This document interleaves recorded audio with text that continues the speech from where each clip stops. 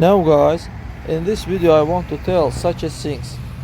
This means that when the liquid in the barrel decreases, you don't need immediately top up to the level. The fact is that when the brake pads and brake discs burn out, it affects the fluid level in the reservoir. If you add fluid to the level and replace the brake pads with discs in a circle, the fluid level in the reservoir will increase. Already in this case, it will be necessary to remove excess liquid with a syringe.